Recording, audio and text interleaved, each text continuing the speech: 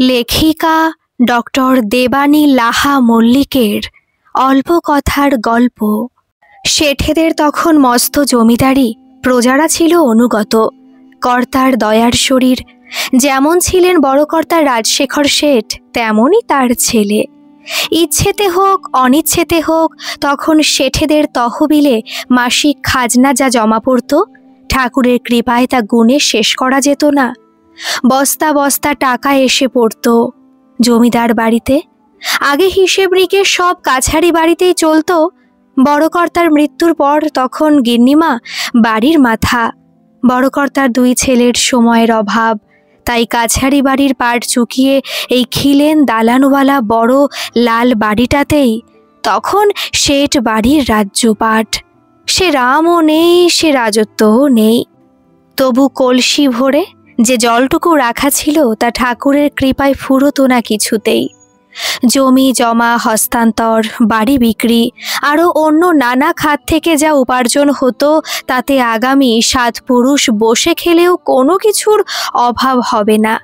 কথায় আছে না, জলে জল বাড়ে, অনেকটা তেমনই। তাছাড়া গিন্নিমার বড় ছেলে তো নামকরা ডাক্তার। ডাক্তার তো নয়, ভগবান। তখনকার দিনে এমন নামডাকার পশার মুখের কথা নয়। এই গল্পের খানিকটা লেখিকার দিদিমা কমলা রানীর দাসীর নিজের চোখে দেখা, আর খানিকটা তারও গল্পে শোনা। কমলা রানী দাসী যখন এই জমিদার বাড়ির বউ হয়ে এসেছিল তখন তার বয়স মোটে 7।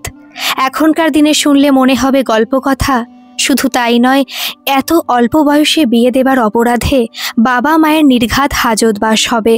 সে যাই হোক, রূপোর পালকি, চতুর্দোলা, হাতি, ঘোড়া, উটের শাড়ির মাঝখান দিয়ে গোড়া ব্যান্ড বাজিয়ে ছোট্ট কমলা যখন শ্বশুরবাড়ি এসে পৌঁছেছিল তখন তার দু চোখ জুড়ে ছিল বিস্ময়। এত আওয়াজ, বাজি, জাঁকজমক, আলোর রোশনাইয়ে প্রায় 200 ভরি গয়না, সোনার জরির বেনারসি, ফুলের মালার ভারে কমলা কখন ঘুমিয়ে পড়েছিল আজ আর সে কথা তার মনে নেই।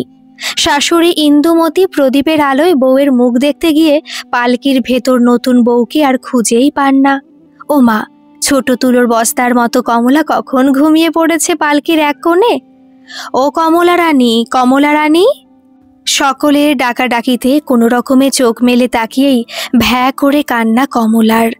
ততক্ষণে 20 বছরের রাধানাথ ঘোড়ার গাড়ি থেকে নেমে পড়েছে। এবাড়ির নিয়ম অনুযায়ী বর কনে আলাদাভাবে আসতো শ্বশুর বাড়ি, তাই কমলা এসেছিল পালকিতে আর রাধানাথ ঘোড়ার গাড়িতে। পুরনো রীতি মেনে বরের গাড়ি এসে থামতেই শেঠ বাড়িতে শূন্যে বন্দুকে ব্ল্যাঙ্ক ফায়ার করা হতো। ওই আওয়াজেই হয়তো ভয়ে কমলা কাঁদতে শুরু করেছিল। এদিকে বিয়ে উপলক্ষে কদিন ধরে বড় অত্যাচার চলেছে। ডাক্তার মানুষের এসব না পছন্দ, তাই দ্রুত সে চলে গেছিল বাড়ির ভেতরে। ও পদ্ম, এ যে কাঁদে রে! ইন্দুমতি পদ্মকে বলেছিলেন। পদ্ম এসে কমলা রানীকে কোলে তুলে নিয়েছিল। ততক্ষণে চন্দন কাজলে মাখামাখি হয়ে কমলার মুখে কলঙ্ক স্পষ্ট হয়ে উঠেছিল। ও মা, খিদে পেয়েছে নাকি গো? এতটা পথ এসেছে, বড্ড ধকল গেছে। ও পদ্ম, পূর্ণিমে যা তো এক বাটি গরম দুধ নিয়ে আয়। ইন্দুমতি বলে উঠেছিলেন। পদ্ম দৌড়েছিল দুধ আনতে। ইন্দুমতি পরম আদরে প্রদীপের আলোয় বৌমার মুখ দেখেছিলেন। গলায় পরিয়ে দিয়েছিলেন 7 নড়ি হার। কমলাকে কোলে বসিয়ে গরম দুধ খাইয়ে দিয়েছিলেন। তোলা গয়না ছাড়িয়ে পরিয়েছিলেন হালকা গয়না, বেনারসির বদলে সুতির শাড়ি। কাল রাত্রিতে বর বউয়ের মুখ দেখবে না। দুধ খেতে খেতে কমলা রানী ইন্দুমতির কোলে আবার ঘুমিয়ে পড়েছিল। রাতে বিরাট বড় পালঙ্কের ওপর ইন্দুমতি কমলাকে কোলের কাছে নিয়ে ঘুমিয়ে পড়েছিলেন। রাতে ঠাকুর রান্নাবাড়ি থেকে মস্ত রূপোর থালায় লুচি আর 10 বাটিতে 10 ব্যঞ্জন সাজিয়ে যখন নতুন বৌরানীর জন্য নিয়ে এসেছিল ততক্ষণে কমলা রানী পাড়ি দিয়েছে গভীর মায়া স্বপ্নের রাজ্যে। ইন্দুমতির স্বামী রাজশেখর শেঠ আগাগোড়া ছিলেন সাহেবী জীবনযাত্রায় অভ্যস্ত। কমলার বাবা ছিলেন তার ছেলেবেলার বন্ধু। তার সাথে বিলিয়ার্ড খেলতেন তিনি। কমলা রানীর বাপের বাড়ির মান, যশ, অর্থ, প্রতিপত্তিও কম না। এদিকে সাহেব সুবরা ছিল রাজশেখরের কথায় থরহরি কম্পমান। একবার কর্তা রাজশেখর খাজনার টাকা পাঠিয়েছেন ব্যাংকে। ব্যাংক বলেছে বস্তা বস্তা এত খুচরো টাকা তারা গুনতে পারবে না। তখনকার দিনে ইংরেজদের ব্যাংকে শেঠেদের ছিল 5 লক্ষ টাকা। কর্তা রাজশেখর বললেন ব্যাংক টাকা না গুনলে সব টাকা তুলে নেওয়া হবে। ব্যাংক দেখলো বিপদ, এত টাকা তুলে নিলে তো ব্যাংকই উল্টে যাবে। তাই ব্যাংক ভয় পেয়ে তড়িঘড়ি টাকা গোনার সিদ্ধান্ত নিল। ইংরেজ সরকারে টাকার দরকার, কে দেবেন টাকা? না, রাজশেখর শেঠ। সুতরাং রাজশেখরের দাপটে বাঘে গরুতে এক ঘাটে জল খাওয়াই তো স্বাভাবিক। এই রাজশেখর শেঠই প্রফুল্ল বসাকের মেয়ে কমলা রানীকে বড় ছেলে রাধানাথের জন্য পছন্দ করে এসেছিলেন। তখনকার দিনে এমনই রীতি ছিল। রাজশেখর শেঠের গলায় 60 ইঞ্চি লম্বা মপ চেন, সেই মপ চেন কমলার গলায় দিয়েছিলেন পরিয়ে। বলেছিলেন, বুঝলে হে প্রফুল্ল, আমার তো মেয়ে নেই, তাই মনে করো বন্ধুত্বের জোরে তোমার মেয়েটাকে আমি কিনে নিলুম। তবে ছোট বয়সে নিয়ে যাচ্ছি বলে ভেবো না মেয়েকে তোমার মূর্খ করে রাখবো। তোমার মেয়েকে লেখাপড়া থেকে গান বাজনা থেকে পিয়ানো বাজানো, ঘোড়ায় চড়া সবই শেখাবো আমি। কমলার বিয়ের কিছুদিনের মধ্যে রাজশেখর শেঠ মারা যান, কিন্তু তার কথার দাম ছিল। তাই কমলাকে শ্বশুরবাড়িতে সব রকম শিক্ষায় শিক্ষিত করে তুলেছিল রাধানাথ শেঠ। বাবার নির্দেশ সে অমান্য করেনি। ছোট্ট মেয়ে কমলা পুতুল আর রূপোর খেলনাবাটি নিয়ে খেলতে খেলতে মত্ত হয়ে যেত। কখনো পা থেকে মল খুলে পড়ে যেত, কখনো শাড়িটা খুলে বুকের কাছে পোটলা করে ধরেই বড় বারান্দা থেকে বাগান, বাগান থেকে ছাদ, ছাদ থেকে দালানে ছুটোছুটি করে খেলা করত তার সমবয়সী শহীদের সাথে। পাছে তার পায়ে শাড়ি জড়িয়ে পড়ে গিয়ে কোনো অঘটন ঘটে, তাই ডাক্তার রাধানাথ মেমেদের দোকান থেকে ফ্রিল দেওয়া ফ্রক বানিয়ে দিয়েছিল কমলার জন্য। যতদিন না কমলা একটু বড় হবে ততদিন পূজা পার্বণ আর আত্মীয় কুটুমের বাড়ি ছাড়া শাড়ি পরবে না, এটাই হুকুম দিয়েছিল রাধানাথ। ফ্রিল দেওয়া ফ্রক পরে কমলা গান শিখত, পিয়ানো বাজাতো, মেম দিদিমণির কাছে শিখত ইংরেজি রাইমস। খালি যখন কাশি থেকে পিসিমা আসতেন তখন কমলা খুব ভয়ে ভয়ে থাকতো। কমলাকে ফ্রক পরে ইংরেজি শিখতে দেখে, শহীদের সাথে ছুটোছুটি করতে দেখে পিসিমা রেগে আগুন হয়ে যেতেন। বলতেন, ও কিলো, মেয়ে মানুষের আবার ফরক পরা কি? ইঞ্জিরি ফটফটিয়ে 7 রাজত্ব চড়ে মরছিস কেন লা? বিধবা হয়ে মরবি যে। ইন্দুমতি তাড়াতাড়ি ছুটে এসে কোলে তুলে নিতেন কমলাকে। ইন্দুমতির কোলে মুখ লুকিয়ে ফুপিয়ে ফুপিয়ে কাঁদত কমলা। এসব কথার মানে বুঝতো না সে। বলতো, মা, বিধবা কি? ইন্দুমতি কমলার মুখে হাত চাপা দিয়ে বলতেন, চুপ কর মা, চুপ কর, ও কথা বলিস না। দিদি একটু রাগী মানুষ, কি বলতে কি বলেন, তুই ওসব শুনিস নে। তুই যা, সন্ধ্যা, অসীমা, প্রতিমা, শশী, মালতীদের সাথে খেলগে যা। তখন কমলা একটু বড় হয়েছে। পিসিমার একবার শখ হয়েছিল নাত বউকে সাজাবেন। কমলা রানী চোখের কোণে একটা কালো তিল ছিল। পিসিমা ভাবলেন ওইটা বুঝি কাজলের দাগ। শুকনো কাপড় দিয়ে ঘষে ঘষে ওই দাগ তুলতে গেলেন তিনি। যতই ঘষেন কিছুতেই আর সেই দাগ ওঠে না। আর কমলা জ্বালায় যন্ত্রণায় কাঁদতে থাকে। তবু বলার সাহস হয় না যে ওটা কাজল নয়, তিল। শেষে পদ্ম এসে কমলাকে পিসিমার হাত থেকে বাঁচিয়েছিল। তখন সমাজে বাল্যবিবাহ স্বাভাবিক ঘটনা ছিল। খুব কম সংখ্যক বনেদি পরিবার তাদের বালিকা বধূকে সব রকম শিক্ষা দিয়ে নিজের মেয়ের মতো বড় করে তুলত। ছোটবেলায় বিয়ে হয়ে থেকেই বেশিরভাগ বালিকা বধূকেই স্বামী সহবাস করতে বাধ্য করা হতো। তাতে অঘটনা যে কিছু ঘটতো না তা নয়, সেসব কথা কলঙ্কিত ইতিহাস। তবে কিছু রুচিশীল বনেদি পরিবারের পাশ্চাত্যের হাওয়া লেগেছিল, তাই সেখানে বাল্যবিবাহ প্রচলিত থাকলেও ঋতুমতি না হওয়া পর্যন্ত নতুন বউয়ের স্বামী সহবাসের অনুমতি মিলত না। রাধানাথ শেঠ জমিদার বংশের ছেলে হলেও ছিল উচ্চশিক্ষিত রুচিশীল মহৎ মানুষ, তার উপর বড় ডাক্তার। সুতরাং কমলার 16 কলা পূর্ণ না হওয়া পর্যন্ত সে নিজে ব্রহ্মচারীর জীবন যাপন করেছিল। ক্রমে কমলা ঋতুমতি হলো। তখনকার দিনে বৌমা ঋতুমতি হলে বাড়িতে লোকজন খাওয়া দাওয়া, আনন্দ উৎসব লেগে যেত। নতুন করে কমলার পালঙ্ক ফুল দিয়ে সাজানো হবে, হবে আবার ফুলসজ্জার অনুষ্ঠান। ইন্দুমতি মদনমোহনের কাছে অন্নকূট দিয়েছিলেন। এবার তার বংশ রক্ষা হবে। 2 বাড়ি থেকে কমলাকে গয়নায় মুড়ে দিল। 16 কণায় পূর্ণ বিকশিত হয়ে কমলা রানী চাঁদের মতো রূপ নিয়ে আরক্ত মুখে, আনত চোখে রাধানাথের ঘরে প্রবেশ করল। ঝাড় লণ্ঠন নিভে গেল। নিকষ কালো অন্ধকারে ফুলের গন্ধে সুরভিত কক্ষে বিরাট পালঙ্কে রূপসী ষোড়শী শালঙ্কারা কমলা রাধানাথের হৃদয় নতুন প্রেমের জ্যোৎস্না স্পর্শে ভরিয়ে তুলল। দুজনের মনে এই গভীর প্রেমের রেশ রয়ে গেল। কমলার জীবনের একেবারে অন্তিম দিন পর্যন্ত এই স্মৃতি সোনার বর্ণে উজ্জ্বল হয়ে রয়ে গেল। রাধানাথ শেঠের ছোট ভাই বিদ্যাধর শেঠ। মনে হয় বিধাতা দুজনের নাম আর চরিত্রের মেলবন্ধন ঘটাতে পারেননি কিছুতেই। রাধানাথ কৃষ্ণের মতো রমণী বল্লভ ছিল না, বরং একনিষ্ঠ পত্নী প্রেমিক এবং কর্তব্যপরায়ণ ছিল। অন্যদিকে জ্ঞানের অন্বেষণে সে সর্বদাই উদ্গ্রীব হয়ে থাকত। আর বিদ্যাধরের নামের শুরুতে বিদ্যা থাকলেও বাস্তবে সে ছিল অবিদ্যার আধার। একটা মানুষের চরিত্রে যত রকম খারাপ গুণ থাকতে পারে তার কোনোটাই বিদ্যাধরের মধ্যে কম ছিল না, বরং একটু বেশিই ছিল। শেঠ বাড়ির বড় নাচঘরটাতে অসংখ্য শ্বেতপাথরের মূর্তি, ঝাড় লণ্ঠন, বড় বড় আয়না, সার সার বিদেশি কাচের পুতুল, ফুলদানি, তানপুরা, হারমোনিয়াম, তবলা এই সবে সুসজ্জিত থাকত।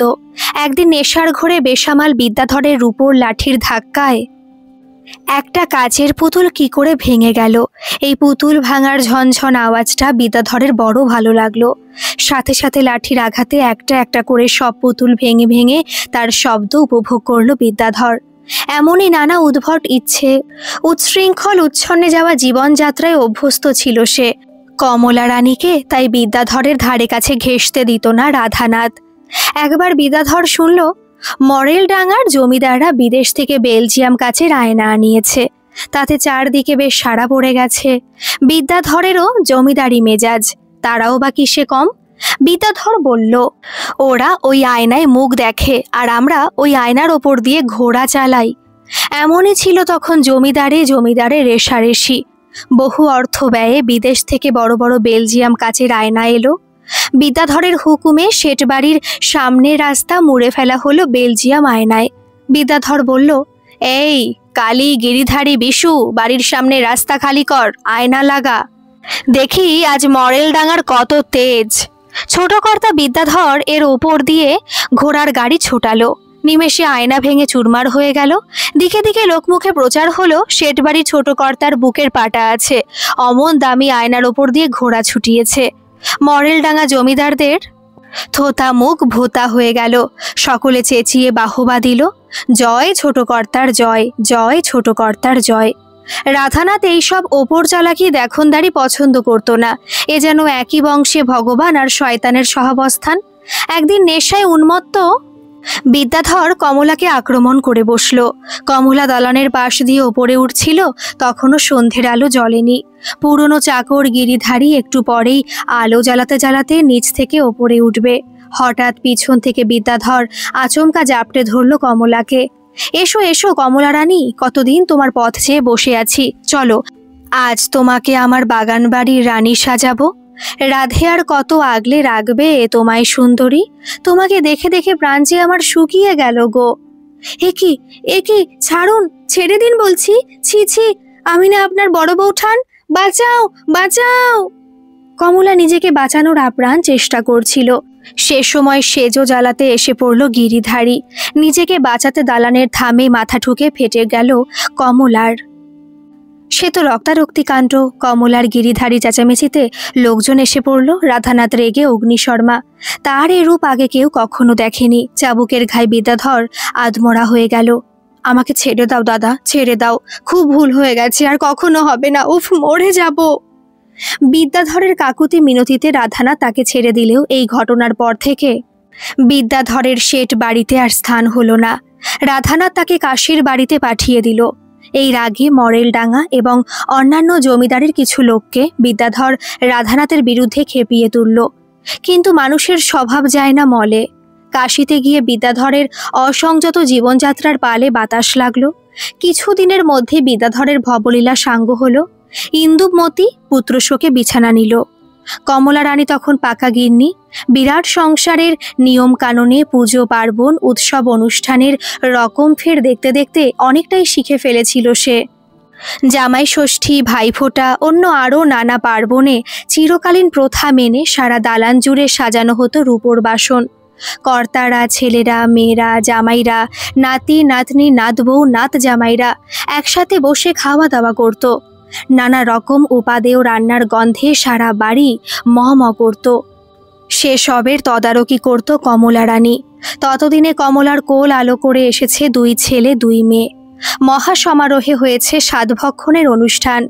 রূপোর থালায় পঞ্চব্যঞ্জন, কোষ্ঠী পাথরের খোড়ায় দই সন্দেশ সাজিয়ে পালিত হয়েছে স্বাদ। ছোট ছেলে মেয়ে, বাড়ির আত্মীয় স্বজন সমাগম, সে এক হৈ হৈ ব্যাপার। প্রথম সন্তানের জন্মের 8 দিনের মাথায় আটকৌড়ের অনুষ্ঠান। 6 দিনে সেটেরা পুজো, 21 দিনে ষষ্ঠী পুজো, কোনো কিছুই বাদ গেল না। আটকৌড়ের দিন খই 5 কড়াইয়ের সাথে রাধানাথ বাড়ির বিরাট উঠোনে ছড়িয়ে দিয়েছিল রূপোর টাকার সোনার গিনি। সকলে হুড়োহুড়ি করে কুড়িয়েছিল। ইন্দুমতি ছড়া কেটেছিলেন, আটকৌড়ে বাটকৌড়ে ছেলে আছে ভালো। ঘরের ভেতর থেকে দুরু দুরু বুকে কমলা রানী 3 বার বলেছিল, ভালো ভালো ভালো। এর সাথে রাধানাথ প্রজাদের দিয়েছিল অজস্র দান সামগ্রী।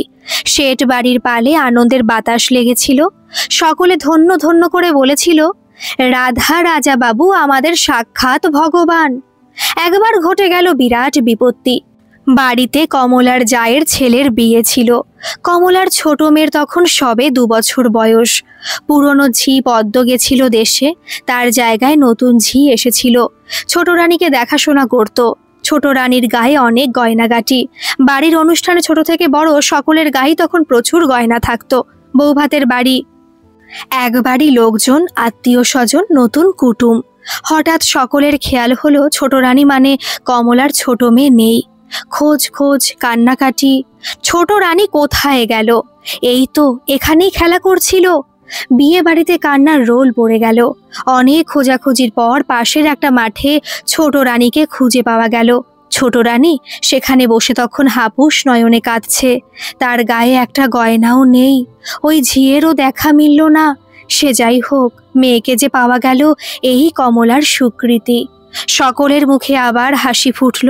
সেই থেকে হারানো মেয়েকে সকলে আরও চোখে চোখে রাখতে শুরু করলো। এরপর ক্রমে কমলার 2 ছেলে 2 মেয়েও বড় হলো। তারা লেখাপড়া শিখছিল। কমলার সংসার তদারকির ফাঁকে ফাঁকে ছেলেমেয়ের দেখাশোনা করত। রাধানাথ ছেলেমেয়ের শিক্ষার ত্রুটি রাখেনি। এত কিছুর মাঝেও দুজনেই সকলের সাথে বড় মধুর ব্যবহার করে। কমলা রানী বললে কাজের লোকেরা কাজ করবে না, এমন হতেই পারে না। তার হুকুম তামিল করতে সকলেই এক বাক্যে হাজির হতো। রাধানাথের ব্যবহারও বড় মধুর। গরিব দুঃখীদের জন্য প্রাণে তার বড় মায়া। বিনা পয়সায় কতজনের সে চিকিৎসা করত, অর্থ সাহায্য করত, তার আর হিসেব নেই। কেউ বা স্বীকার করেছে, কেউ বা উপকার পেয়ে ভুলে গেছে। তাতে কি? ভগবান কি মুখ ফিরিয়ে নেবে তা বলে? নিজের কর্তব্যে কোনো ত্রুটি রাখত না রাধানাথ। একবার মডেলডাঙ্গার জমিদারিতে কি একটা গন্ডগোল হলো। রাধানাথ কিছুদিনের জন্য সেখানে সবকিছু সামলাতে গেল। ঠিক হলো সেখান থেকে ফিরে কমলাকে নিয়ে যাবে কাশিতে হাওয়া বদল করতে। ওখানকার বাড়ি ঘর কতদিন খালি পড়ে আছে। কমলা ছেলে মেয়ে কাজের লোকজন সকলকে নিয়েই কাশিতে যাবে রাধানাথ। গয়ায় বাবা আর ভাইয়ের কাজ করে আসবে ভালো করে। বিশ্বনাথ দর্শন করবে। কমলার স্পর্শে কাশির বাড়ি প্রাণ ফিরে পাবে।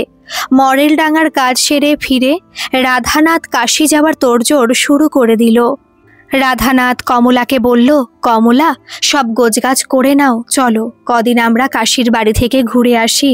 সপরিবারে বিশ্বনাথ দর্শন করার বড় ইচ্ছে আমার।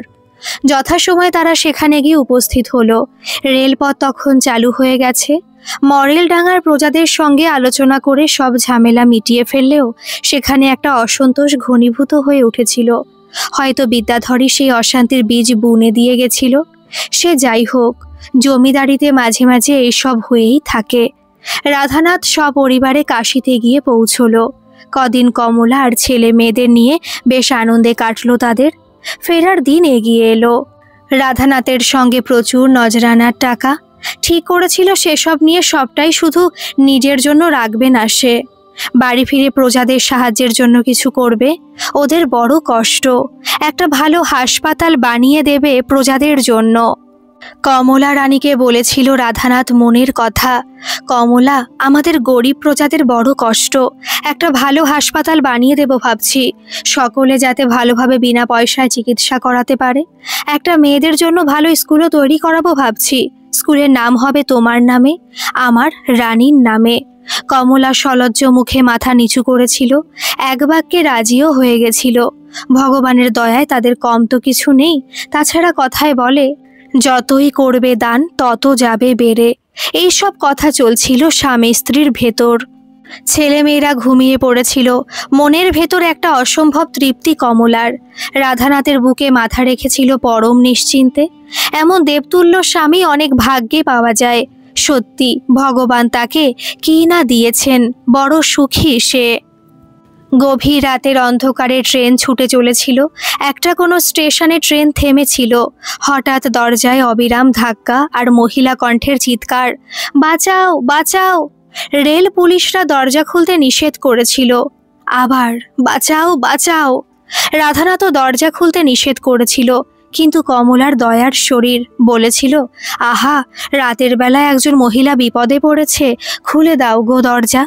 রাধানাথ কখনো কমলার কথা অগ্রাহ্য করেনি, তাই বলেছিল দরজা খুলে দিতে। দরজা খুলতেই মুখে কালো কাপড় বাঁধা একদল সশস্ত্র ডাকাত উঠে পড়েছিল রেলের কামরায়। পুলিশদের নিমেষে বেঁধে ফেলেছিল। তারা বন্দুক চালানোর অবকাশ পায়নি। কি চায় ডাকাতরা? তারা টাকা পয়সা সোনা দানা কিছু চায় না, তারা কেবল রাধানাথকে মারতে চায়। কমলা অনেক কাকুতি মিনতি করেছিল, গায়ের গয়না টাকা পয়সা সব ছড়িয়ে দিয়েছিল ডাকাতদের পায়ের কাছে, কিন্তু কিছুতেই তাদের মন ভেজেনি। কমলা আর ছোট ছোট ছেলে মেয়েদের সামনে ধারালো ছুরি দিয়ে রাধানাথের বুক এফোর ওফোর করে দিয়েছিল তারা। কমলা রানী অজ্ঞান হয়ে পড়ে গেছিল। ছেলেমেয়েরা এই ভয়ানক পরিস্থিতিতে কাঁদতে শুরু করেছিল। রাধানাথের এমন অকস্মাৎ মৃত্যুতে কমলা শোকে পাথর হয়ে গেছিল। ইচ্ছাকৃত কৃচ্ছ সাধন শুরু করেছিল, আমিষ খাওয়া ছেড়ে শুরু করেছিল নিরামিষ খাওয়া, পরনে সাদা থান। কেউই কিন্তু কিছু বলেনি তাকে। মন থেকে তার সব ভোগের ইচ্ছে মুছে গেছিল। স্বামীর স্মৃতি বুকে নিয়ে কমলা বেঁচেছিল ৯৭ বছর। বেনারসের পিসিমার কথাগুলো তখনও ভুলতে পারেনি কমলা। বিধবা হওয়ার অভিশাপটা এমন করে ফলে যাবে ভাবতে পারেনি কমলা। ২ পুত্র শোক পেয়ে এরপর ইন্দুমতি মরে বেঁচেছিলেন আরও কিছুদিন বোধহীন জড় পদার্থের মতো। তারপর কমলাকে একা করে তিনিও পৃথিবী ছেড়েছিলেন, যদিও এইভাবে বাঁচার চেয়ে মরে যাওয়াই ভালো। আজকাল এত বড় বাড়িটা কেমন খা খা করে, দালানের বড় বড় খিলেনগুলো যেন গিলে খেতে আসে কমলাকে। কমলার ২ মেয়ের বিয়ে হয়ে গেছে, ২ ছেলে বৌমাদের নিয়ে বিদেশে থাকে। ওরা সবাই নিয়মিত ফোন করে। টাকা আর বিদেশি উপহারের অভাব নেই। ২ মেয়ে আর জামাইরা এখন শেঠেদের সম্পত্তি আর সব রকম পুজো পার্বণ উৎসব অনুষ্ঠান সামলায়। যুগের সাথে তাল মিলিয়ে সবই বদলে গেছে। কিছুটা মনে নিতে পেরেছে কমলা, কিছুটা বা নিতে পারেনি, তবু মুখে প্রকাশ করেনি কিছু। এটাই জগতের নিয়ম, মেনে নেওয়া নয়তো মানিয়ে নেওয়া। আসলে সময়ের সঙ্গে সঙ্গে পুরনোদের প্রয়োজন ফুরোয়, নতুনদের জায়গা করে দিতে হয়, নয়তো জঞ্জাল হয়ে পড়ে থাকতে হয়। তবু তার অর্থের জোর আর শিক্ষার শক্তিটুকু আছে, তাই চিরজীবন মাথা উঁচু করে থাকতে পেরেছে। একদিন পুরনো সরকার মশাই এসে কমলাকে বললেন, বড় বৌরানীমা, বর্ধমানের শ্রীখণ্ড থেকে ওই গরিব ব্রাহ্মণ আবার এসেছেন, বলছেন পিতৃদায় কিছু টাকার দরকার, কিন্তু এর আগে আরও কবার তিনি পিতৃদায় মাতৃদায় বলে টাকা নিয়েছেন। তাই বলছিলাম কি, এইবার কি আর টাকা দেব রানীমা? কমলা বলল, শুনুন সরকার মশাই, ওনার নিশ্চয়ই টাকার প্রয়োজন। উনি মুখ ফুটে বলতে পারছেন না, তাই মিথ্যের আশ্রয় নিচ্ছেন। আপনি খবর নিন, নিশ্চয়ই উনি খুব অর্থ কষ্টে দিন কাটাচ্ছেন। আর ওই দরিদ্র ব্রাহ্মণকে শুধু এখনই টাকা দেবেন তা নয়, ওনার একটা মাসোহারার ব্যবস্থা করে দিন, যাতে তাকে গ্রাসাচ্ছাদনের জন্য ভবিষ্যতে আর কারো কাছে হাত পাততে না হয়। যথা আজ্ঞা বড় বৌরানীমা। বলে সরকার মশাই চলে গেলেন রানীমার হুকুম তামিল করতে। শ্রীখণ্ডের ব্রাহ্মণ ধন্য ধন্য করে বিদায় নিলেন। এত বড় বাড়িটায় ৫ শরিকের নির্লজ্জ ভাগ বাটোয়ারার পাঁচিল আজকাল কমলার বুকের ওপর ভারী পাথরের মতো চেপে বসে। সকলে নিজের স্বার্থ গোছাতে মত্ত। দীর্ঘ ৯৭ বছর কি মুখের কথা? কত সুখ, কত দুঃখ, কত বিচ্ছেদের সাক্ষী হয়ে বেঁচে আছে কমলা রানী। কেউ কারো কথা ভাবে না আজকাল। কেন এই আত্মকেন্দ্রিকতা? এ জীবনে যে আমি অভ্যস্ত নয় ঠাকুর। আমার দম বন্ধ হয়ে যায়, শুধু আমি আর আমি। আত্মীয় অনাত্মীয় আশ্রিত সকলেই যে যার মতো আখের গুছিয়ে নিয়েছে এই শেঠ বাড়ি থেকে। দোল দুর্গোৎসবে আত্মীয় স্বজন সমাগম হয়, কেউ থাকে, কেউ বা থাকার সময় পায় না। সকলেই কমলার খোঁজ নেয়, কিন্তু কোথায় যেন সে আন্তরিকতা সুতোটা ছিঁড়ে গেছে। আজকাল সকলেই ব্যস্ত, পুরনো বিশ্বস্ত ঠাকুর চাকর ঝিরা এখনো আছে কেউ কেউ, আবার কেউ বা নেই।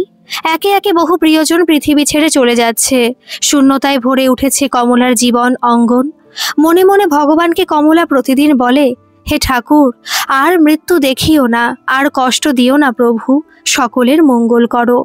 কাশীর পিসিমা কমলাকে অভিশাপ দিলেও কমলা পিসিমাকে অশ্রদ্ধা করেনি কখনো। বাল্য বিধবা পিসিমার জীবনে কিছুই তো পেলেন না। কেবল একটা মেয়েই ছিল পিসিমার শিবরাত্রির সলতে। ওই যে কথায় বলে না, কখনো কাউকে নিয়ে উপহাস করতে নেই, কারো সম্পর্কে খারাপ ভাবনা মনে আনতে নেই। এ কথাগুলো কমলা বিশ্বাস করত। এইসব রাধানাথ আর ইন্দুমতির সুশিক্ষা। কমলার জীবনে ওই ভয়াবহ ঘটনা ঘটে যাওয়ার পরপরই পিসিমার একমাত্র মেয়ে চন্দ্রা মাত্র 22 বছর বয়সে স্বামী হারিয়ে ফিরে এসেছিল বাপের বাড়ি। বাপের বাড়ি বলতে তো সেই কমলা রানী নিশ্চিন্ত আশ্রয়। সদ্য স্বামী হারানোর যন্ত্রণা কমলা মর্মে মর্মে বুঝেছিল। তাই পিসিমার মেয়ে চন্দ্রাকে বুকে আগলে ধরেছিল সে। নিজের দুঃখকে তুচ্ছ করে চন্দ্রাকে ভালোবাসা আর মমতায় ভরিয়ে দিয়েছিল কমলা। কিন্তু ফুটন্ত যৌবন এমন করে কি সকলে কাটিয়ে দিতে পারে? সরকার মশাইয়ের একমাত্র ছেলের প্রেমে পড়েছিল চন্দ্রা। চন্দ্রা প্রেমে পড়েছিল নাকি সরকার মশাইয়ের ছেলে শ্রীমন্ত চন্দ্রার শরীরী নেশায় ডুবে গেছিল তা বলা মুশকিল। তবে কমলা চন্দ্রা আর শ্রীমন্তের সম্পর্ককে খারাপ চোখে দেখল না। যে শিক্ষার আলোয় আলোকিত করে তুলেছিল তাকে রাধানাথ, তাতে একটা আকাশের মতো উদার মন তৈরি হয়েছিল কমলার। তখন এমন উদার মনস্ক ভাবনায় ভাবিত হওয়া কত কঠিন ছিল তা সকলেই অনুমান করতে পারবেন। এই নিয়ে প্রচুর জলঘোলা হয়েছিল। লোকজন নানা রকম কথা কানাঘুষো করেছিল। এ কথাও বলেছিল, বড় রানীমার প্রশ্রয় এই কেচ্ছা কেলেঙ্কারি। ওই বিধবা নষ্ট মেয়েকে ঘাড় ধরে শেঠ বাড়ির বাইরে বের করে দেওয়া উচিত। কি মায়ের কি মেয়ে! পিসিমার এমন কঠোর জীবন আর তার মেয়ে হয়ে কিনা! ছ্যা ছ্যা! শত্রুপক্ষ বলা বলি করেছিল শেঠ বাড়ির সম্মান এইবার ধুলোই লুটোবে। প্রদীপ নেভার আগে বড় দপদপ করে কিনা। ওই যে আড়ালে লোকে রাজার মাকেও ডাইনি বলে, কমলাই বা বাদ যায় কি করে? তবে কমলা বিচক্ষণ এবং বুদ্ধিমতী, কোনো কিছুই তার অগোচরে থাকে না। তাই এসব কথায় সে কর্ণপাত করল না। নিজে দাঁড়িয়ে থেকে চন্দ্রা আর শ্রীমন্তের বিয়ে দিল।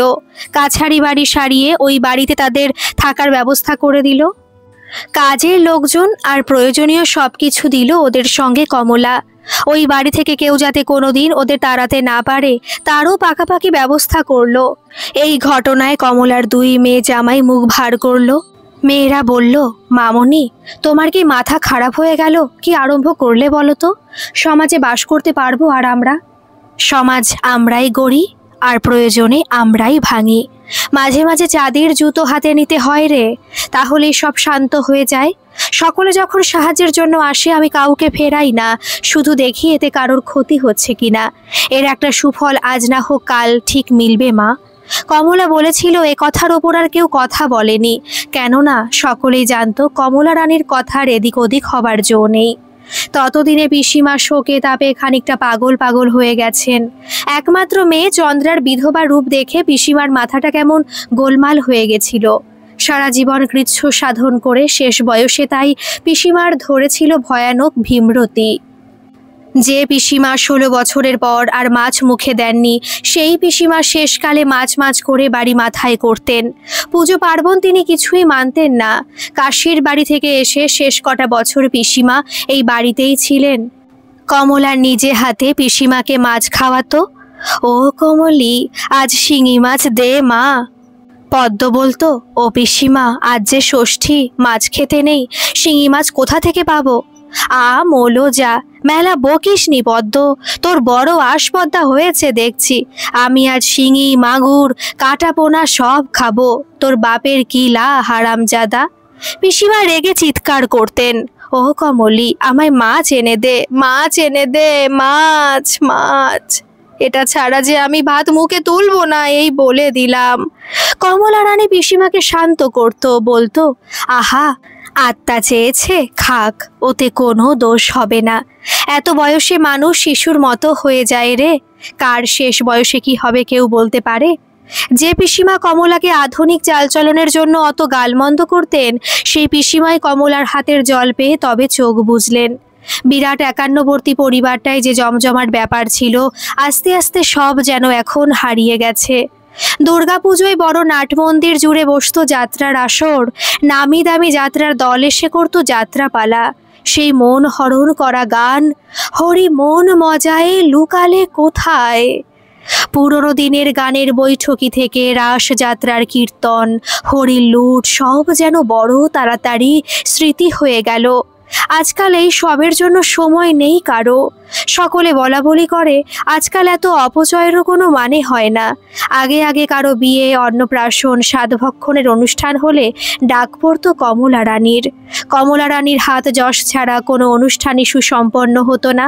সে মিষ্টি তৈরি তদারকি থেকে তত্ত্ব গোছানোর রীতি, আবার নতুন কুটুমের আপ্যায়ন থেকে সত্যনারায়ণের ফর্দ, সব জায়গাতেই ছিল তার স্বচ্ছন্দ যাতায়াত।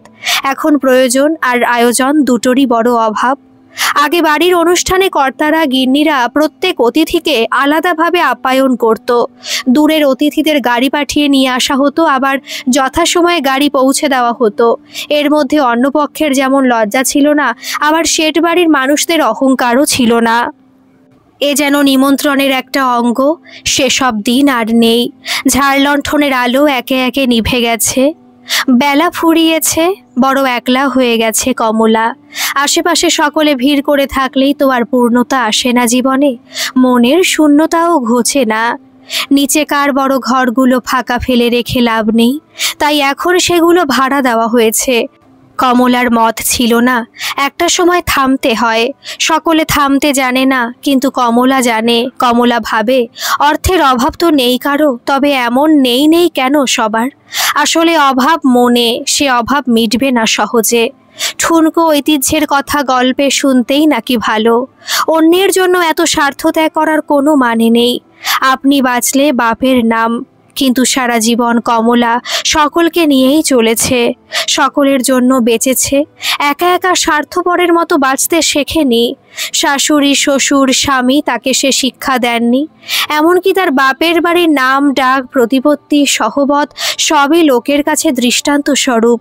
সে ছোট্টবেলা থেকে এই বাড়িতেই এসে কখন নিজের অজান্তেই এ বাড়ির প্রতি এত গভীর ভালোবাসা আর আকর্ষণ জন্মে গেছে বুঝতে পারেনি কমলা। কারো পিসি, কারো মাসি, কারো বৌদি, কারো যা, সর্বোপরি শেঠ বাড়ির বড় বৌরানী হয়ে সকলের শ্রদ্ধা ভালোবাসা অর্জন করে নিয়েছে সে। শিক্ষার আলো তাকে দিয়েছে বিনয়, ঔদ্ধত্য নয়। অঢেল অর্থ তাকে করেছে উদার, সংকীর্ণ নয়। পরকে আপন করার এক অনায়াসালব্ধ ক্ষমতা কমলা রানীকে সত্যি রানী করে তুলেছিল, দিয়েছিল পূর্ণতা। তবু আধুনিক আত্মকেন্দ্রিক জীবন দেখতে দেখতে আজকাল কেমন সব গোলমাল হয়ে যাচ্ছে কমলার। মেয়ে, জামাই, ছেলে, বউ, আত্মীয় স্বজন সকলকেই বড় অচেনা লাগে। একলা বসে কত কথা ঘোরাফেরা করে কমলার মনে। বৈভবের ছটায় এরা কি মনুষ্যত্ব হারিয়ে ফেলেছে? আত্মকেন্দ্রিক যন্ত্রজীবন আস্তে আস্তে এদের ভাবনাকে আচ্ছন্ন করেছে। কমলা কি এদের ভালোবাসাতে শেখায়নি? এ কি কমলারই ভুল? ওদের শেখাতে পারেনি কিছু নিখুঁতভাবে। আনন্দ বেদনা কোনো কিছুতেই আজকাল কমলা বিচলিত হয় না। এবার হয়তো কমলার দিন ফুরিয়ে এসেছে। যা কিছু কমলার ছিল সব কিছু ছেলে মেয়েদের নামে লিখে দিয়েছে। তার আর কিছুর প্রয়োজন নেই। নিজের অঢেল অর্থের বেশ কিছুটা অংশ রেখেছে গরিব মানুষদের জন্য। কেউ কোনো বিপদে পড়ে সাহায্য চাইলে যেন শেঠ বাড়ি থেকে ফিরে না যায়। একদিন সকালে শেঠ বাড়ির বড় বৌরানী আর ঘুম থেকে উঠল না। ভোরের আবছা আলো এসে পড়েছে কমলার গায়ে আর মুখে। হাত দুটো বুকের ওপর জড়ো করা, মুখে এক অপরূপ প্রশান্তি। পাশের বালিশে শোয়ানো রাধানাথের একখানা ছবি। কে জানে আগের রাতে কেন ছবিখানা নিয়ে শুয়েছিল কমলা রানী? সে কি বুঝতে পেরেছিল চলে যাবার সময় হয়েছে? আকাশে বাতাসে ভাসছে যেন রানীমার বিদায়ের গান। আমার যাবার সময় হলো, দাও বিদায়, মোছো আখি দুয়ার খোলো, দাও বিদায়। কমলা রানী রেখে গেল অঢেল সম্পত্তি আর লালচে হওয়া পুরনো অজস্র স্মৃতি। উইল করে বলে গেল কাকে কি দেওয়া হবে। সম্পত্তির একাংশ ব্যয় হবে গরিব মানুষদের জন্য। পাকা কাজ, ফাঁকি দেওয়ার উপায় নেই। শেঠ বাড়ির বড় গিন্নির কাজ বলে কথা, কোনো ত্রুটি রাখা চলবে না। ঘটা করে শ্রাদ্ধ হবে, প্রচুর লোক সমাগম, খাওয়া দাওয়া। দালানে ফুলের মালায় সাজানো, অয়েল পেন্টিংয়ে রাধানাথ শেঠ আর কমলা রানী দাসীর ছবি টাঙানো হবে। এসবের পরিকল্পনা শুরু হয়ে গেল। বাড়ির কোনো অংশটা কে নেবে, মায়ের কোন গয়নাটা কার ভাগে যাবে, সেসব বড় জটিল হিসেব। ছেলেরা অনেক কষ্টে ছুটি নিয়ে আসবে বিদেশ থেকে, এত বড় সম্পত্তি না এসে উপায় নেই। ছোট মেয়ে সুধা কমলার আঁচল থেকে সংসারের চাবির গোছাটা খুলে নিল। ছোট মেয়ে বলল, সিন্দুক খুলে সব দেখে শুনে নিতে হবে দিদি।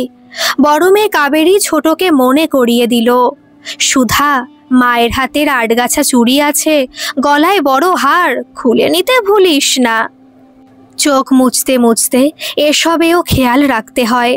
আত্মীয় স্বজনে বাড়ি ভর্তি হয়ে উঠেছে, নানা কথায় বাড়ি সরগরম। কমলার দানশীলতা, অমায়িক ব্যবহার, এত বছর ধরে এত বড় সংসার সাম্রাজ্য পরিচালনার ক্ষমতা, আরও কত কথা। চন্দন কাঠের পালঙ্কে শেঠ বাড়ির রানীর শেষ যাত্রায় চললেন। সকলে বলে উঠল, বলো হরি হরি বল, বলো হরি হরি বল। কমলা রানীর মৃত্যুর সঙ্গে সঙ্গে শেঠ বাড়ির কথা ইতিহাস হয়ে গেল। আজ থেকে নতুন প্রজন্মে নতুন ইতিহাসের সূচনা। এভাবেই ইতিহাস বদলায় হয়তো। গল্পটি কেমন লাগলো অবশ্যই কমেন্ট করে জানাবেন, আর ভালো লাগলে একটা সাবস্ক্রাইব করে আমার পাশে থাকবেন। ধন্যবাদ।